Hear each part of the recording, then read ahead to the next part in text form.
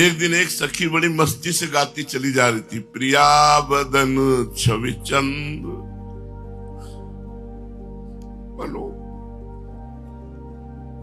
प्रीतम नयन चको प्रेम सुधारस माधुरी पान कर।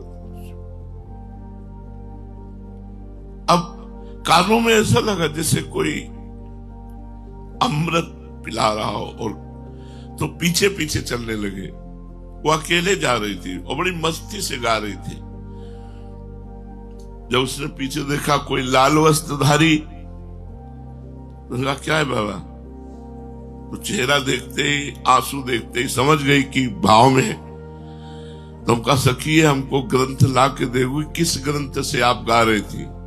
तो वे बोले, वो बाबा ये ग्रंथ पढ़ने से बात नहीं बनती, राधा वल्लभ जी का होने से बात बनती है।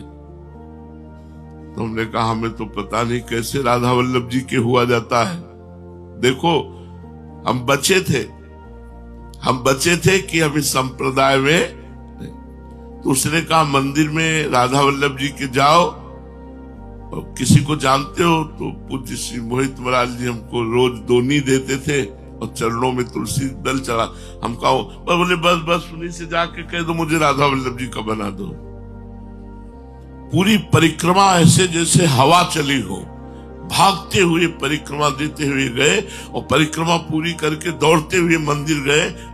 आराम मुद्रा में ऐसे बैठे होते तो आचार्य ही है, और मुझे उस समय बिल्कुल श्री जी हमारे दिमाग में छाई हुई।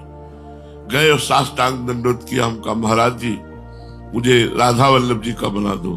तो आनंद गोस्वामी जी ऐसे ताली बजाए, हंसे, बोले बाबा मुझे पता था फंसेगा, मुझे पता था तू फंसेगा, क्योंकि जब तू राधा वल्लभ लाल जी को देखता था तो ऐसा लगता था ये फंसेगा बाबा फंसेगा।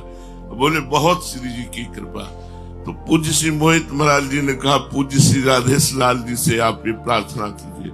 हम कहा नहीं, हमें आदेश हुआ है आपके लिए, आप हमें श्री जी का बना दीजिए। तो जय जय श्री राधेश लाल जी भी विराजमान थे। उन्होंने कहा कि अरे अब देर क्यों, श्री जी का आदेश है, चलो शुरू। तो अपने पास से उन्होंने कंठी बनाई। हमारे पास 1 रुपया नहीं रहता था। कंठी मंगाई, कंठी बांधी और शरणागत मंत्र दिया।